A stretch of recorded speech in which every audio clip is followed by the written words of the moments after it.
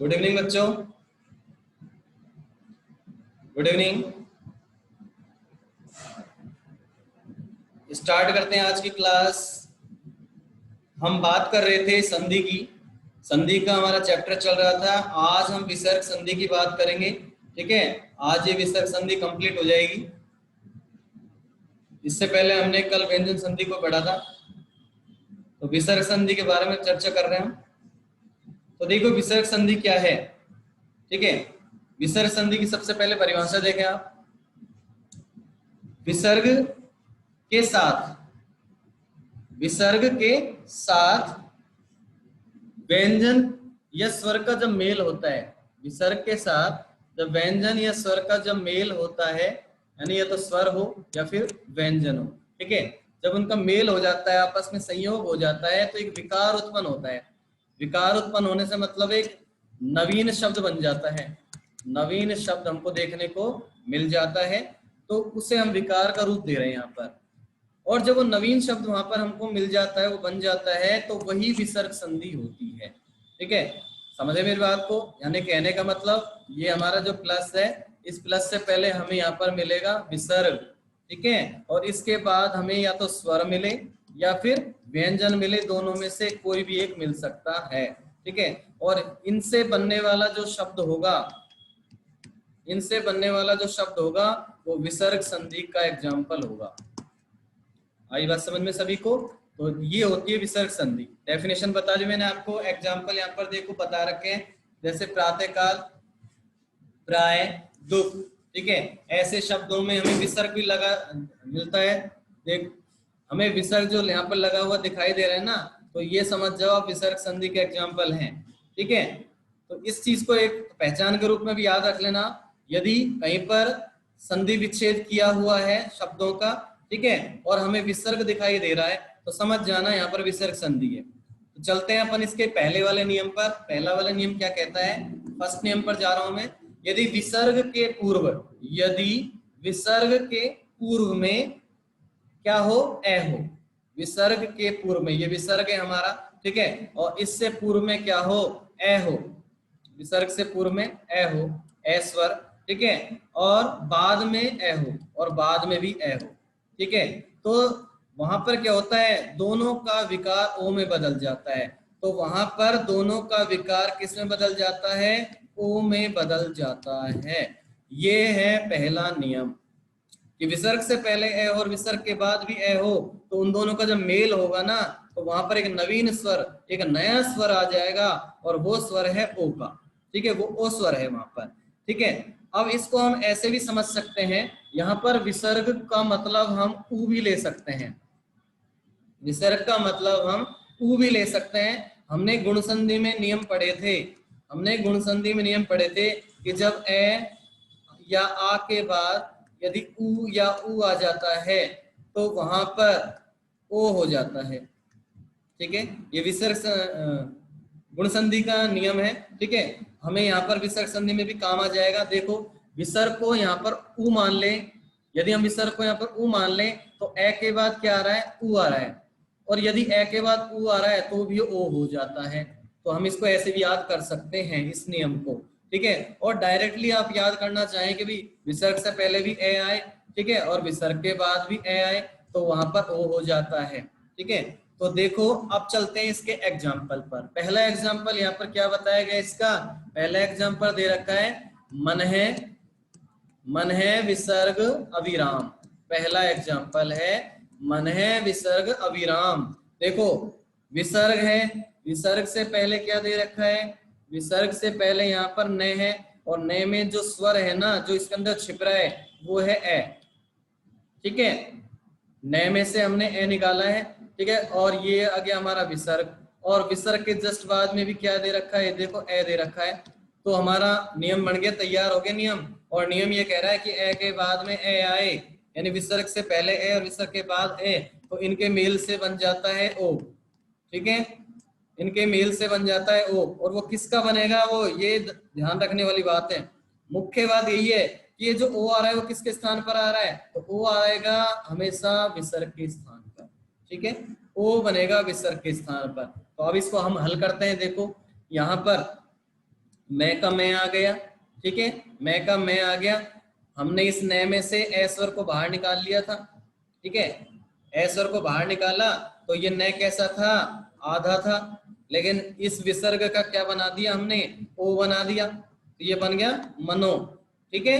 और ये ए हमारा गायब हो गया, क्यों गायब हो गया, क्योंकि हमारा रूल तैयार हुआ था इसी के द्वारा, तभी तो वो आया, यहाँ से ए लिया और यहाँ से लिया तभी तो वो आया ना। तो जैसे ये ए का कोई रोल नहीं, इस ए का भी कोई रोल नहीं है, ठीक है, यानी ये ए भी चला गया और बाद में क्या बच रहा है हमारे पास, विराम, तो ये बन गया हमारा मनो विराम। इस प्रकार से हम इसको बना सकते हैं इस संधि के फर्स्ट नियम को, ठीक है। और एक एग्जांपल देखो, यहाँ पर देखो बता रखा है, यश विसर्ग अभिलाषा, यश विसर्ग अभिलाषा, ठीक है, ये दूसरा एग्जाम्पल है। देखो यहाँ पर अब देखो वही चीज है, यहाँ से क्या निकाला है हमने, यहाँ से हमने ए निकाला, यहाँ से भी हमने ए निकाला, और ये दोनों विसर्ग के रूप में आ रहे हैं, यानी विसर्ग से पहले और विसर्ग के बाद। हमें इस नियम को पहचान लेना है कि ए और ए ऐसी कंडीशन हमको जहां पर दिखाई दे रही है, यानी विसर्ग से पहले ए और विसर्ग के बाद भी ए, तो विसर्ग बन जाएगा ओ।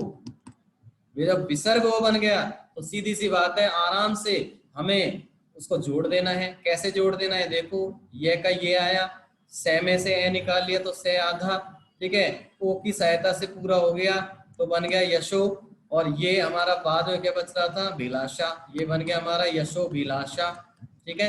तो इस प्रकार से हम इस नियम को हल कर सकते हैं, इसके एग्जाम्पल को हल कर सकते हैं, ठीक है। अब चलते हैं हम सेकंड नियम की ओर। सेकंड नियम क्या कहता है भाई, यदि विसर्ग के पहले, यदि विसर्ग के पहले, यदि विसर्ग के पहले ए हो, यदि विसर्ग के पहले क्या हो, ए हो, ठीक है, और विसर्ग के पहले ए हो और बाद वाले शब्द का पहला अक्षर ए हो, और बाद वाले शब्द के पहला अक्षर भी ए हो, तो विसर्ग का लोप हो जाता है, तो विसर्ग का लोप हो जाता है, यानी विसर्ग का लोप होने का मतलब होता है, लोप का मतलब होता है गायब, लोप का मतलब होता है गायब हो जाना, यानी गायब हो जाता है विसर्ग, ठीक है। ए के अतिरिक्त अन्य कोई भी अक्षर हो तो विसर्ग का लोप हो जाता है, ए के अतिरिक्त अन्य कोई भी अक्षर हो तो विसर्ग का लोप हो जाता है, यानी ये दूसरा रूल हमें ये बात बता रहा है, भाई विसर्ग के पहले ए हो और बाद में भी पहला अक्षर क्या हो, ए हो, ठीक है। देखो यहाँ पर थोड़ा सा करेक्शन है, देखो आपको क्या करेक्शन करना है, यहाँ पर दे रखा है, देखो विसर्ग के बाद में ए और ई, यहाँ पर हमें नियम में यहाँ पर थोड़ी सी तब्दीली करनी है, इसको आप नोट कर लेना कि विसर्ग के बाद वाला जो शब्द है उसका पहला अक्षर ए न होकर के अन्य कोई होना चाहिए, ये हमें करेक्शन करना है, ठीक है। यहाँ पर ए न होकर के ए के अलावा अन्य स्वर लिख लो चाहे इसमें आप, यानी कि अब इसका हमारा जो नियम है वो सही नियम क्या बना है, ठीक है, यहाँ से करेक्शन हमें करना है, गलत इसमें दे रखा है, तो देखो हमें इस पेज के अनुसार न चल करके मैं बता रहा हूँ आपको, देखो इसमें करना है आपको, विसर्ग है, विसर्ग से पहले तो ए आ गया, चलो बहुत अच्छी बात है, लेकिन इसके बाद में ए नहीं आएगा, इसके अलावा कोई भी अन्य स्वर आ सकता है, यदि अन्य स्वर आता है तो ये हमारा विसर्ग गायब हो जाएगा, ये हमारा विसर्ग गायब हो जाएगा, इसका लोप हो जाएगा। ये नियम नंबर 2 है, ये नियम नंबर 2 हमको बता रहा है। तो देखो एग्जाम्पल हल करते हैं, यहाँ पर दे रखा है अतः विसर्ग एव, अतः विसर्ग एव, तो देखो यहाँ पर तो क्या है, तय में क्या छिप रहा है, तय में क्या छिप रहा है यहाँ पर ए, और बाद में कौन सा स्वर आ रहा है, ए, तो देखो ए के बाद में ए आ रहा है, यानी कि अन्य स्वर आ रहा है, ए नहीं है, तो ये हमारा विसर्ग गायब हो जाएगा, तो हम सीधा के सीधा जब इसको बनाएंगे तो ऐसे लिख देंगे अतएव, ठीक है, बात समझ में आई सबके। अब देखिए इसका दूसरा एग्जांपल, दूसरा एग्जांपल दे रखा है, यश है विसर्ग इच्छा, फिर से वही चीज देखनी है, यहाँ पर ए है, यहाँ पर ई है, यानी कि अन्य स्वर है, और जब ऐसी स्थिति उत्पन्न हो कि ए के बाद अन्य स्वर हो तो वहां पर हमें विसर्ग को गायब कर देना है, हटा देना है, कहने का मतलब, तो बना देंगे इसको यशो, सॉरी यश इच्छा, यशो तो उसमें चला जाता है फर्स्ट नियम में, ठीक है, यश इच्छा ये हो जाएगा यहाँ पर, ठीक है। तो इस प्रकार से हमारा दूसरा नियम हल हो जाएगा, इसके एग्जाम्पल हल हो जाएंगे। अब हमारा थर्ड है, तीसरा नियम क्या कहता है, देखो तीसरा नियम हमें यहाँ पर बता रहा है कि विसर्ग के पहले क्या हो, ए हो, ठीक है, और बाद में किसी भी वर्ग का तीसरा चौथा वर्ण हो, या फिर ये रे ले वे हो, या फिर ये रे ले वे हो, अर्थात ये रे ले वे को हम क्या बोलते हैं, अंतस्थ व्यंजन, अंतस्थ व्यंजन भी कहते हैं, ठीक है। तो देखो विसर्ग से पहले तो क्या हो, ए हो, ये विसर्ग रहा, विसर्ग के पहले ए आ गया, बाद में हमारा प्लस, अब ये कह रहा है या तो तीसरा वर्ण हो या फिर चौथा वर्ण हो, या फिर ये रे ले या वे हो। यदि ऐसी स्थिति उत्पन्न होती है तो विसर्ग किस में बदल जाएगा, विसर्ग किस में बदल जाएगा, वो चीज बताई गई है यहाँ पर। विसर्ग किस में बदल रहा है, यहाँ पर ओ में बदल रहा है, विसर्ग बदल जाएगा ओ में, ठीक है। एग्जाम्पल देखते हैं इसका, पहला दे रखा है यहाँ पर तप है, यानी तप विसर्ग लग गया, ठीक है, विसर्ग लगने के बाद है की ध्वनि आती है, इसलिए मैंने बोला था तप है, ठीक है। तप विसर्ग वन, देखो यहाँ पर क्या है ए, और यहाँ पर वे क्या है हमारा अंतस्थ व्यंजन है, वे हमारा अंतस्थ व्यंजन है, तो ये विसर्ग किस में बदल गया, ओ में बदल गया। जब इसको बनाएंगे तो क्या बनेगा, ये बन गया तपो वन, तपो वन बन जाएगा, ठीक है। तो इस प्रकार से हम इसके नियम थर्ड के अनुसार एग्जाम्पल हल कर सकते हैं। आगे देखते हैं इसका कौन सा एग्जाम्पल दे रखे हैं, आगे भी इसमें एग्जाम्पल है, देखो इसके। अब इसका अगला एग्जाम्पल है यहाँ पर अधे, अधे विसर्ग गामी, अधे विसर्ग गामी, ठीक है। तो इसको कैसे हल करेंगे, देखो यहाँ धे में से ए निकाला, ठीक है, यहाँ पर गे आ रहा है, ये कै वर्ग का तीसरा वर्ण है, कै खे गे।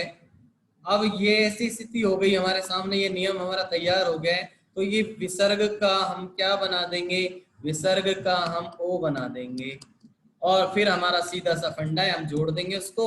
ए धै कैसा था, आधा था, क्योंकि हमने ए निकाल लिया था, लेकिन ओ जोड़ दिया हमने, तो ये बन गया अधो, और बाद में क्या जुड़ गया, गामी, ठीक है। तो इस प्रकार से हम कोई भी एग्जाम्पल हल कर सकते हैं इस थर्ड नियम के अनुसार।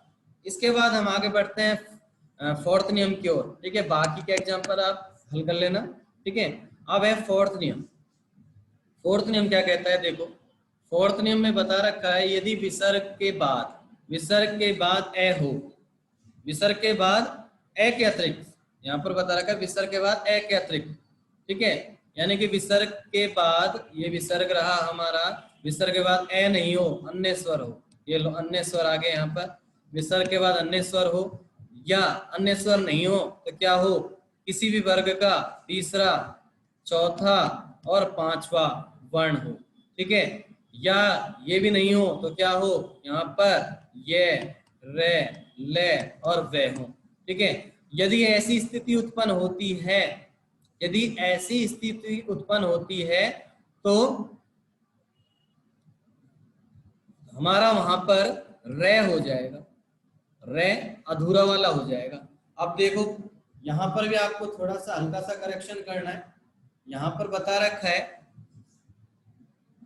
कि विसर्ग से बाद की स्थिति बताइए, विसर्ग से पहले की स्थिति तो यहाँ पर बताई नहीं, तो विसर्ग के पहले की स्थिति याद रखना, यहाँ पर नहीं दे रखा है लेकिन मैं बता देता हूँ आपको।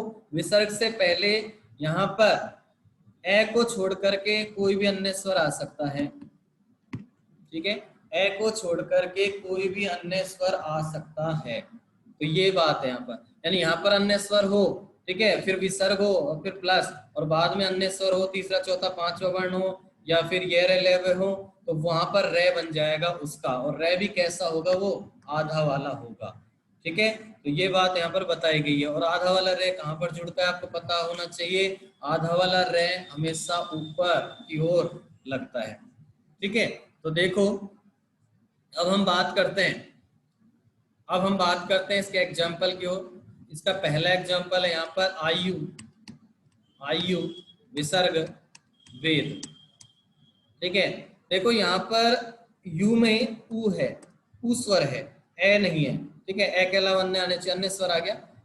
वे, ये वे में वे जो बना है, ये जो वे है ये हमारा अंत्यस्थ व्यंजन है, ठीक है, वे आ गया। तो ऐसा नियम जब तैयार होता है, ऐसी स्थिति जब तैयार होती है, तो हमें क्या करना है, इस विसर्ग का क्या बना देना है, हमें रे बना देना है, वो भी आधा। तो देखो इसको हल करते हैं। यहाँ पर आ, ठीक है, आ गया यहाँ पर, कोई दिक्कत, कोई दिक्कत नहीं है। फिर यू आ गया, कोई दिक्कत, कोई दिक्कत नहीं है। उसके बाद ये विसर्ग है, विसर्ग में क्या है, रे बनाया तो आधा रे हो गया, और उसके बाद में क्या आ गया, वेद। ये स्थिति उत्पन्न हुई, ये शब्द हमारे सामने आया। इस शब्द को हमें शुद्ध करके लिखना है, तो कैसे लिखेंगे, आ यू, आई यू, ठीक है। अब ये जो आधा वाला रे है ना, ये हमेशा अगले अक्षर के ऊपर जाता है, ध्यान रखना, अगले वर्ण के ऊपर जाएगा।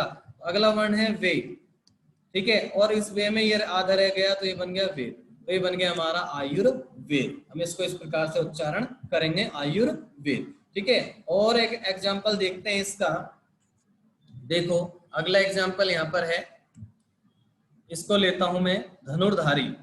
देखो धनु, धनु विसर्ग धारी, ये अगला एग्जाम्पल है हमारे पास, ठीक है। यहाँ पर ऊ है, अन्य स्वर, यहाँ पर ध है, ठीक है, वर्ग का, ये हमारा हो गया थे थे दे धे, चौथा वर्ण, ठीक है, तय वर्ग का, ये तय वर्ग का चौथा वर्ण है। तो ये कंडीशन हमारे सामने आ गई है। तो अब इसको हम क्या करेंगे, विसर्ग को हम विसर्ग को रे कर देंगे, वो भी आधा। तो फिर ये हमारा आसान सा बन जाएगा, देखो ध का ध, ठीक है, और ये बन गया हमारा क्या, नु, उसके बाद फिर रे आधा, उसके बाद धारी, जोड़ दो। ये देखो ध नु, मैंने बताया था आधा रे हमेशा अगले वर्ण पर जाएगा, ये चला गया इसके ऊपर, ठीक है, और ये हो गया ऐसे, और ये हो गया धारी, ये हो गया हमारा धनुर्धारी। तो इस प्रकार से हमें ये एग्जाम्पल हल करने हैं, ठीक है। बाकी के एग्जाम्पल आप हल कर लेना। अगले नियम की ओर चल रहा हूं मैं। अगला पांचवा नियम कहता है, यदि विसर्ग के बाद च तालव्य, यदि विसर्ग के बाद च और तालव्य श आता है तो विसर्ग श हो जाता है, ठीक है। विसर्ग से पहले का नहीं दिया, जैसे ऊपर वाले में नहीं दे रखा था विसर्ग से पहले का, ऐसा कुछ भी नहीं है, ठीक है। और नहीं भी दिया तो हमें इतना मतलब पेन लेने की कोई आवश्यकता नहीं है, कोई दिक्कत नहीं है कि विसर्ग से पहले के बारे में कुछ नहीं बता रहा, विसर्ग के बाद का तो बता रहा है ना। यानी पहले कुछ भी आए, इसका मतलब कहने का ये कि पहले कुछ भी आए, लेकिन विसर्ग के बाद क्या आना चाहिए, विसर्ग के बाद च आए या फिर श आए। यदि च और श आता है तो ये विसर्ग किस में बदल जाएगा, ये श में, वो भी अधूरे श में बदल जाएगा। ये कहना चाह रहा है ये, चाहे यहाँ पर कुछ भी आ जाए इससे कोई मतलब नहीं है, ठीक है। तो देखो इसको हल करते हैं, इसके एग्जाम्पल को हम, फर्स्ट एग्जाम्पल है यहाँ पर, पुनः विसर्ग च। देखो यहाँ पर विसर्ग के बाद में सिर्फ हमें यही देखना था, या तो च आए या श आए। विसर्ग के बाद में क्या आ रहा है, यहाँ पर च आ रहा है, हमें क्या करना है, विसर्ग का क्या बना देना है, श, वो भी कैसा, आधा। तो सीधा सीधा लिख देंगे, पू न आधा श और च, पुनश्च, ठीक है, खत्म। बस इतना सा करना है, ज्यादा इसमें कोई दिक्कत नहीं है, बहुत ही सिंपल है, इजी है, ठीक है। इसके बाद देखते हैं हम आगे एक एग्जाम्पल और, ठीक है। इसी का एक एग्जाम्पल बता रहा हूं मैं आपको, यश विसर्ग शरीर। देखो हमें क्या करना है, सबसे पहले पहचान देखो, यहाँ पर विसर्ग के बाद में क्या आ रहा है, श आ रहा है भाई, विसर्ग के बाद में क्या आ रहा है भाई, यहाँ पर श आ रहा है, विसर्ग के बाद श आ रहा है, तो ये विसर्ग किसमें बदल गया, श में, वो भी अधूरे में। बना देंगे इसको हम, कैसे बनाएंगे, देखो ये बना हमारा ये श, फिर आधा से और री, यश शरीर, ठीक है। तो इस प्रकार से हम इसको कर सकते हैं। दोबारा देख लेते हैं, ये श और हाँ इसमें श भी जुड़ जाएगा ये वाला, ठीक है। यानी ये शरीर तो पूरा के पूरा आ गया, इससे पहले हमको श जोड़ना है। एक बार फिर से लिख देता हूँ, देखो ये शरीर, इस प्रकार से, ठीक है। तो आपको इस तरीके से उसको हल करना है। इसके बाद हम अगले नियम की ओर चल रहे हैं। अगला नियम है हमारे यहाँ पर, यदि विसर्ग के पहले, अब यहाँ पर विसर्ग के पहले की बात हो रही है, ये विसर्ग रहा हमारा, विसर्ग के पहले ए या आ हो, विसर्ग से पहले ए हो या फिर आ हो, ठीक है, और बाद में तय या दंतय से हो, बाद में या तो तय हो ये प्लस रहा, बाद में तय हो या फिर से हो, तो क्या होगा, इस विसर्ग का से हो जाएगा, वो भी आधा। ठीक है, ये हमारा रूल है, रूल नंबर 6। ठीक है, आप देखो इसके एग्जाम्पल फर्स्ट क्या कहता है, देखो नमस्ते कर लेता हूं मैं आपसे, इसी को करता हूं पहले। यहाँ हो गया नम विसर्ग ते। देखो यहाँ पर विसर्ग से पहले ए मिल गया हमको यहाँ पर स्वर, ठीक है, और ये हमारे को मिल गया बाद में तय, तो हमारा ये विसर्ग का क्या बन जाएगा, हमारे विसर्ग का से बनेगा, वो भी कैसा, अधूरा बना देंगे फिर तो बिल्कुल इजी है। ये देखो ये बना ने, ये मैं, ये विसर्ग का आधा से, और ये ते, ये बन गया नमस्ते। ठीक है, इस प्रकार से हम इसको हल कर सकते हैं। ठीक है, इसके बाद चलते हैं अगले नियम की ओर। ठीक है, ये नियम हमारा क्या कहता है, नियम नंबर 7। ठीक है, ये कहता है कि विसर्ग के पहले ये रहा विसर्ग के पहले ई या फिर ऊ हो। पिछले वाले नियम में ए या आ था, यहाँ पर विसर्ग से पहले ई या ऊ है। ठीक है, और बाद में क्या हो, बाद में ये प्लस रहा और बाद में है कै, है, पे, मैं, ये वर्ण आए। अगर ये वर्ण आते हैं तो ये विसर्ग इसमें बदल जाएगा, ये शय में बदल जाएगा, अधूरे में बना देंगे। अब तो बिल्कुल इजी है। ठीक है, तो चलते हैं इसके एग्जाम्पल की ओर। एग्जाम्पल क्या कहता है यहाँ पर, देखो आवी विसर्ग कार, आवी विसर्ग कार, यहाँ वी में क्या है ई, के बाद में क्या आ गया कै, विसर्ग किस में बदल जाएगा आपको पता ही है, आधे शय में कर देंगे। देखो आ फी आधा शय का और रे, ये बन गया हमारा आविष्कार। ठीक है, इस प्रकार से हम इसको हल कर सकते हैं। एक एग्जांपल और देख लो इसका, यहाँ आपके सामने दे रखा है, देखो वही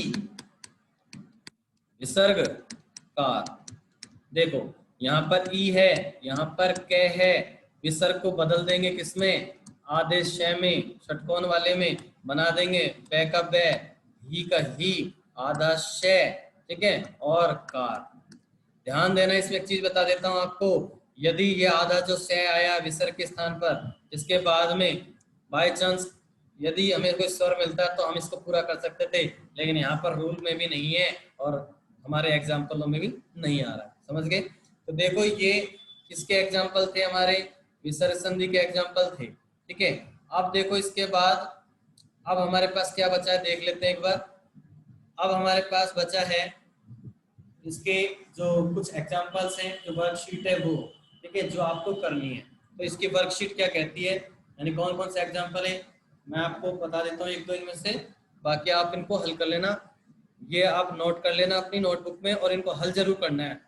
आप पूरी संधि चाहे नहीं उतारें, ठीक है, नोट नहीं करें, ठीक है, लेकिन आप ये जो एग्जाम्पल है ना, ये उनके जरिए आपको हल जरूर करना है। तो देखो इसके एग्जाम्पल कर लेते हैं, एक तो हल कर लेते हैं। तो फर्स्ट एग्जाम्पल देखो आशीर्वाद है, फर्स्ट एग्जाम्पल आशीर्वाद है, अभी कर देते हैं इसको हल। आशीर्वाद, देखो हमें रूल अगर याद है तो हम इसको बहुत जल्दी कर लेंगे। यहाँ पर देखो ऊपर रे की स्थिति आ रही है, यानी आधे रे की स्थिति आ रही है। ठीक है, आधे रे की स्थिति आ रही है, अभी अभी पढ़ा हमने जस्ट पहले पिछले नियम में कि जब आधा रे कब बनेगा, आधा रे कब बनेगा, प्लस से पहले क्या हो, ए को छोड़ करके अन्य स्वर आ जाए और बाद में वे हमको देखने को मिल रहे हैं यहाँ पर। ठीक है, तो वो बन जाएगा वहां पर आधा रे। तो देखो यहाँ पर हमारे सामने उपलब्ध क्या क्या है, ये आ गया हमारा, ये मान लो विसर्ग, और ये हो गया हमारा प्लस, बाद में हमको मिल रहा है वे, और यहाँ मिल रहा है हमको अन्य स्वर। ठीक है, अन्य स्वर। ठीक है, ये कंडीशन आ गई है। तो इस कंडीशन के अनुसार हम इसको हल करने का प्रयास करते हैं। तो देखो सीधी सी बात है, रे कहाँ लग रहा है, यहाँ, तो यहीं से काट देंगे इसको और रे को बाहर निकाल लेंगे। निकाल लिया रे को मैंने बाहर, जब रे को बाहर निकाल लिया तो यहाँ पर तो क्या बच गया, वाद, और ये हो गया हमारा प्लस। ठीक है, और यहाँ क्या बच गया हमारा, आशी। ठीक है, और ये रे आधा किसके लिए आया है, विसर्ग के लिए, और ये बन गया हमारा। बहुत ही सिंपल है, बिल्कुल सीधा। ठीक है, एक बार और देख लो, दूसरा एग्जांपल बता देता हूं इसी का। आप देखो यहाँ पर इसमें से आप कर सकते हो, अधोगति कर लोगे, अभी पढ़ाया है ना दुर्दिन, दुष्कर, दुष्कर अभी अभी पढ़ाया जस्ट पहले ही, दोबारा देख लो। ये अगर दुष्कर, यहाँ पर देखो, फिर हमें देखना आधा शय आ रहा है, आधा शय वाला नियम ढूंढना है कि आधा शय कब लगता है। आधा शय लगता है, देखो, विसर्ग से पहले ऊ, ठीक है, या फिर क्या हो, ऊ या फिर ई हो, ठीक है, और बाद में हमारे कैप एफ है जो भी हो वो मिल जाए। यहाँ पर हमको क्या मिल गया, तो क्या बना देंगे, सीधा सा फंडा है, हमें यहाँ पर शय जोड़ना है विसर्ग के स्थान पर। और अगर हम इसके अगर टुकड़े करें तो इस प्रकार से करेंगे, शय मिल गया काट दो, ठीक है, शय को हमने काट दिया, शय के स्थान पर तो लगा दिया विसर्ग, ठीक है, बाद में क्या है कर, तो कर लगा दिया, और शुरू में क्या है दू, तो ये दू लगा दिया, हो गया हमारा इसका विच्छेद। तो इस प्रकार से हमें इनको हल करना है। और भी देखो बहुत सारे एग्जांपल हैं, ठीक है, ये सारी संधि आपने पढ़ ली है तो आप आसानी से कर सकते हो। इसमें स्वर के भी एग्जांपल हैं, स्वर संधि के भी, व्यंजन संधि के भी एग्जांपल हैं, और विसर्ग संधि के भी एग्जांपल हैं, ठीक है। एक एक शीट और है इसके अलावा भी, देखो उसको और निकाल देता हूँ आपके सामने, उसको भी देख लो आप, और उसको भी आपको हल करना है। देखो इसमें कुछ ही शब्द हैं, ठीक है, ये शब्द भी आपको नोट करने हैं और इनको भी आपको हल करना है। ये तीनों संधियों के एग्जाम्पल हैं, आपको ये आसानी से मिल जाएंगे। आप नियमों पर जाना, नियमों को ध्यानपूर्वक पढ़ना, और फिर आप इनको हल करने की कोशिश करना, ठीक है, कोशिश करना इनको हल करने की। जब क्लास स्टार्ट होगी ऑफलाइन, तब मैं आपके ये चेक करने वाला हूँ, ध्यान रखना इस चीज को, ठीक है। क्लियर है सभी बच्चों को?